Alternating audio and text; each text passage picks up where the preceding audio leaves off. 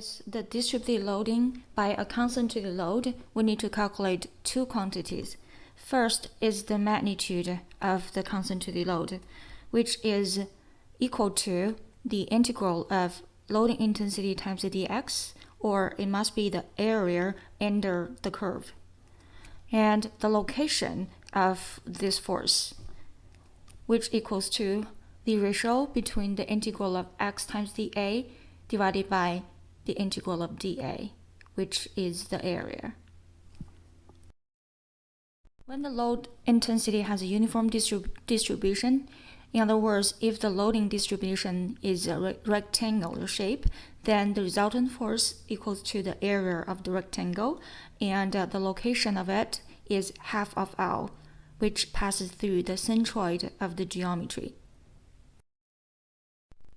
When the loading intensity function Wx follows a linear distribution, in other words, it will form a triangular shape, then the resultant force should be equal to the area under the triangle, which is 1/2 of W0 times the length of the bar or the beam.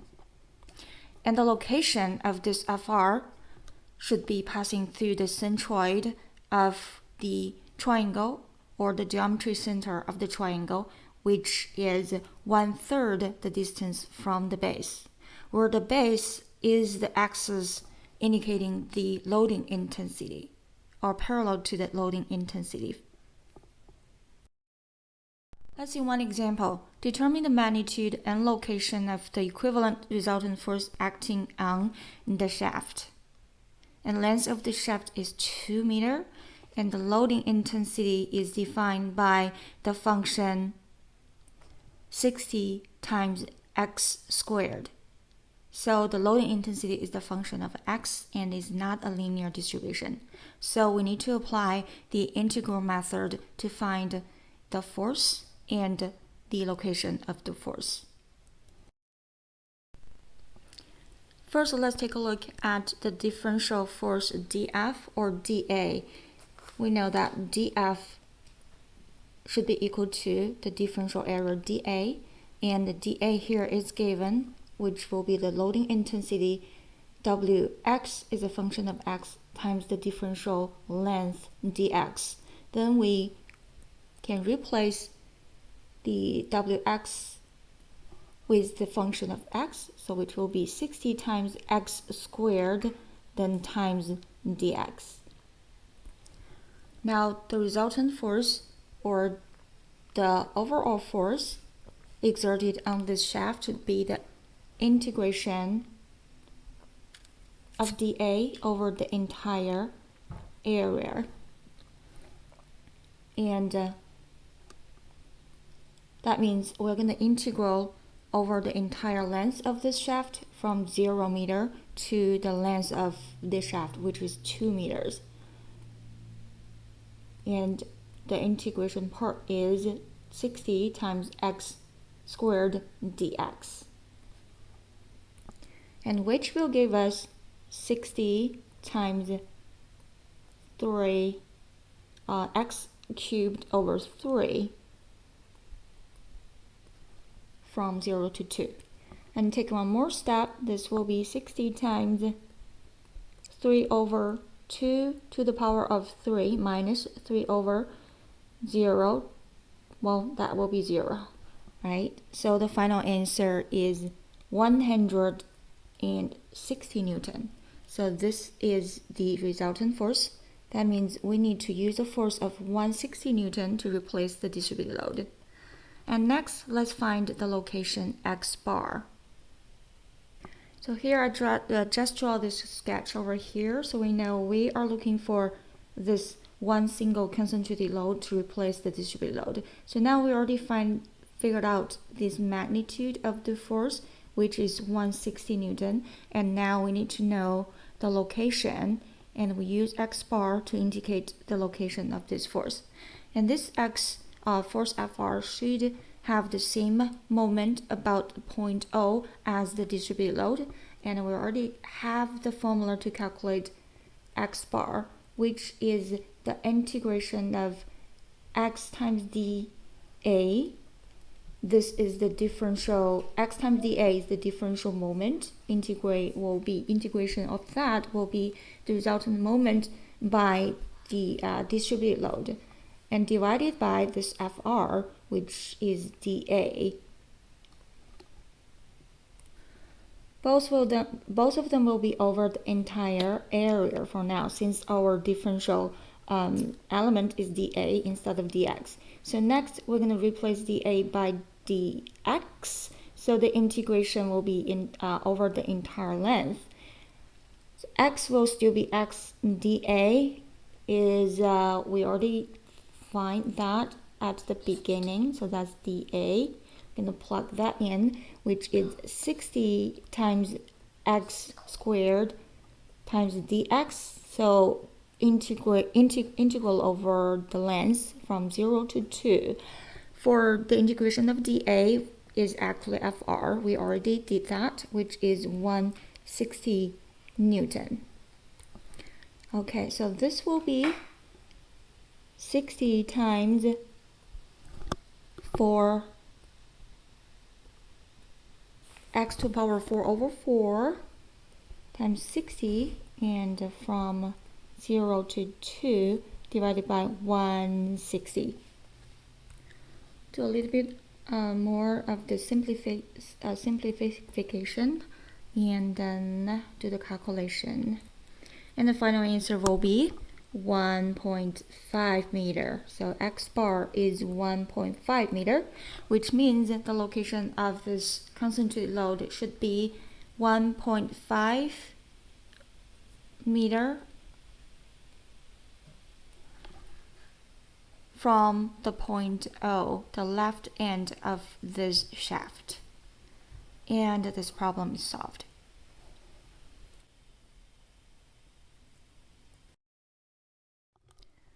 So in this problem, we're given the loading on the beam as shown, and we're looking for the equivalent force and its location from point A. Point A is the left end of this beam. So the goal is to replace the overall entire distributed load with one single load, Fr, and we also need to find the location of it, so magnitude and location. So we mentioned special cases, triangle and rectangle. Now for this, we can take 2 steps.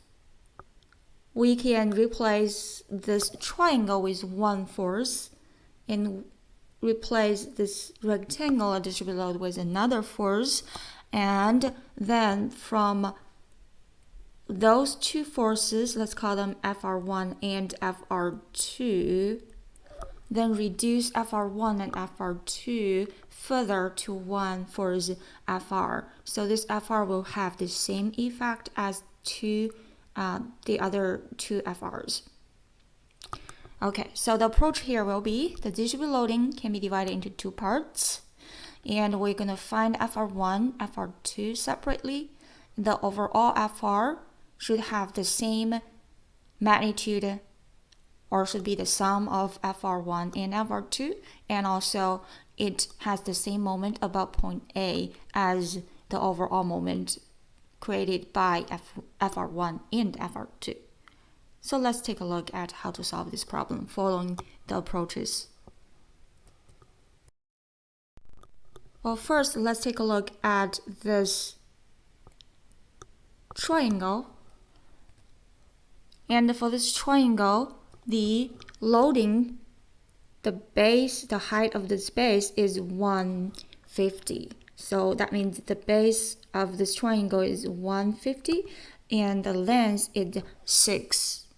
So we know the resultant force Fr or Fr1 should be equal to the area under the area of this triangle. So which will be 0.5 times 150 times 6. And the value will be 450 pound force. And the location of this R1, we said it should be 1/3 from the base. And the base is the loading, is the side for the loading intensity. So this is the base now. Let me use a different color maybe. Here we go. So this is the base side. So 1/3 from the base, which means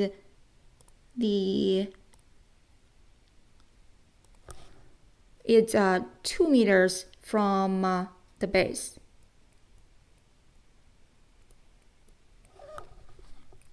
Right? That means it will be 4 meters or it's 4 feet. The unit is feet. It will be 4 feet from point A. For the rectangular shape, we'll do the same thing. The FR2 resultant load from to replace this rectangle equals to the area of the rectangle, which is 8 times 150, or 150 times 8, which will be 1,200 pound force. And the location of this FR2 will be at the center, the centroid of the rectangle, which means it's 4 feet from the left side of this rectangle. So the location of our FR2 with reference to point A should be 6 plus 4. So the line of action is at XR2, which is 6 plus half of 8, or 4. That will be 10 feet. Next, we're going to further reduce this FR2 and FR1 into just one single concentrated load. Now, we're going to figure out how to replace FR and FR1 and FR2 with just one force. We call it FR, and also the location of FR. So this FR has the same force effect and moment effect. So for overall force, FR should be equal to the sum of FR1 and FR2. So FR1 we just did, which is 450 pound force. FR2 is 1,200 pound force. So FR, the magnitude of FR should be equal to 1,550 pound force. And for the location, X bar of this FR, we need to calculate the resultant moment of FR1 and FR2. So the total moment of FR1 and FR2 will be, now since all the forces will have clockwise moment, so we'll define clockwise moment as positive, so we don't have to carry the negative sign in front of all the calculations. So FR1, moment arm is 4 times 450. FR2, moment arm is 10 times 1,200, and the total moment about point A is 13,800 pound force foot. So for our FR to have the same moment, or now FR should have the same moment, which means FR times X bar, or FR times X bar, the moment arm about point A should be equal to this value. And we're going to solve for X bar, the location of the force. And we already know that magnitude is 1,550 pound force. So solve for X bar, and the location of this FR should be 8.36 foot. Now we have replaced this distributed load to just one single concentrated load, FR, which has a magnitude of 1,650 pound force and is located 8.36 feet away from point A. Example 3, we have the loading on the beam as shown, and we're looking for the magnitude and location of the equivalent resultant of this load. Very similar to the previous example, the only difference is now those two regular shapes are not side by side. Instead, we can divide the entire distributed load by two parts, but they are top and bottom. So now on the top portion, I have a triangle, and on the bottom portion, I have the rectangle. So when we divide your shape into two different shapes, be very careful with the size of your shape. So meaning the entire length or entire height here is 100, but since we divided, so on the top you should have 50, and on the bottom is 50 as well. And the length of both shapes is 9 feet. Okay, so let's give it a try. In the plan here, we're going to divide it into two parts, the rectangular loading and triangular loading, and find the FR for each. So this is FR1 from the triangular loading and FR2 for the rectangular loading. So remember, the force has a line of action. This line of action is extending unlimitedly. So you don't need to just stop your force at the boundary here, because your force is applied to the beam directly. So we're just going to draw it all the way down to the beam. And then determine the overall FR to replace the two FR1 and FR2 forces. Okay, so now I already divided my overall shape into two shapes, the rectangle and the triangle. So the top one is the triangle shape. So I'm gonna put an FR1 here. And for the rectangle, we will have an FR2. So the first step we're going to do is to find FR1. So FR1 is the simplified force from this triangle. So the magnitude of FR1 equals to the area of this triangle. So it will be 1/2 times the base is 9 feet, and times the height. So again, the height of this triangle is only part of the entire length, which is 100 minus 50 pound force per feet. And now it should be equal to 225 pound force.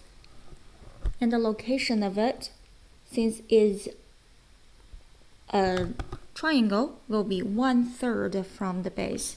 So 1/3 of 9, this will be 3. So it's 3 feet from the point A. And next, let's find FR2 from the rectangle. So FR2 is equal to the area of the rectangle, so it will be 9 times 50, or 50 times 9, so it's 450 pound force. And the location of it is passing through the centroid, or the center of the geometry, which will be 4.5 feet. So I just did a simple sketch for the current status, FR1, FR2, and with their corresponding locations or moment arm about the point A. So now I'm going to find the final resultant FR, which will be used to replace FR1 and FR2. I need to look for the location as well as the magnitude. So for the magnitude, it's straightforward. My FR equal to the sum of FR1 and FR2. So it will be 675 pound force. And for the location of that, we need to find the resultant moment, or we can write the equation about the resultant moment. Again, since all the force will create a clockwise rotation, so I'm going to make clockwise rotation as a positive rotation or positive direction for the moment. Well, it doesn't matter which way you draw it. I'm more used to draw it this way. So the resultant moment about point A equals to Fr1, which is 225 times 3, and plus Fr2, which is 450 times 4.5, and it should be equal to Fr, which is 675 times x bar. And we have only one unknown in this equation, which is x bar, so we can solve it easily. And it is solved to be 4 feet. So that means it's 4 feet away from point A, and this problem is solved. The magnitude of the resultant force is 675 pound force, and the location is 4 feet. Now everything will be replaced by this single concentrated force.